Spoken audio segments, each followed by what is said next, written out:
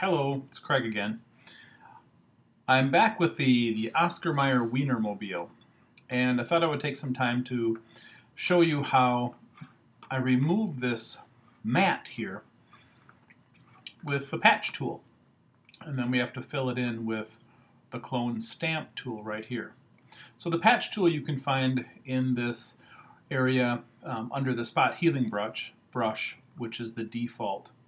So in here we find the healing brush, the patch tool, content aware move tool, and the red eye tool. So let's start with the patch tool.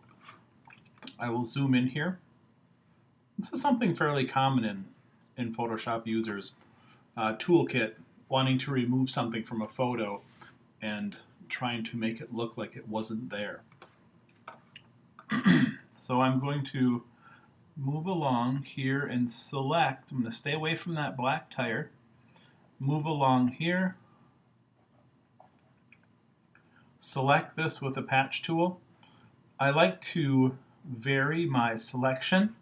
I think that, excuse me, when it fills it in, you'll see if you have a wavy or inconsistent selection, it tends to hide it a little bit better once you move it. Let me back out a little bit. So on my patch tool, I basically make the selection. I have this set to normal up here. These are the defaults. And once I make my selection, I will grab this, click and drag. And what you see is you kind of see a preview inside of there of what this will look like. So I'll move it over here kind of close so I maintain similar colors. If I went too far over here, you could see that I get into the darker area, which I don't want that. So I'll come over here and then I will simply release. And if I click, that's it. I see that it did darken this quite a bit here, but I think that looks kind of like a natural shadow, which I don't mind. It picked up on some of these tire marks in the gravel and put those over here. So this is, I think, a pretty good solution. You'll notice that I did stay away from the tire, and that makes sure that I don't touch this black part, otherwise it'll disperse this black part into your area. Let me see, I'll go back in my history here, and I will, I'm going to scoot that up just a little bit with my arrow keys, move it up so it just touches the black, and you'll see what happens when I do that. See how it grabs part of that tire and it pulls it down into there? It doesn't look very good. So let's back up again, and we will move that away from the tire. And this is what I did the first time. Pull this over here and release.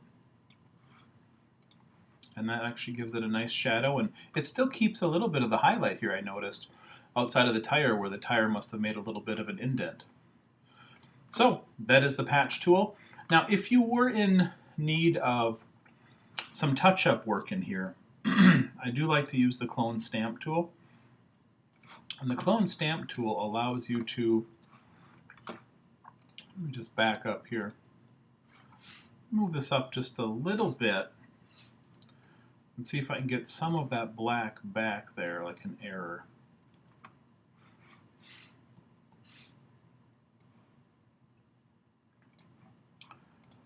Well, this is a lot. I didn't expect to have all that. But if I wanted to, I could go to the clone stamp tool, which is right here, or hit S, and make sure that under my brushes up here I have a little bit of a blur to it. Here the hardness is 0. I'm going to set it at about 50.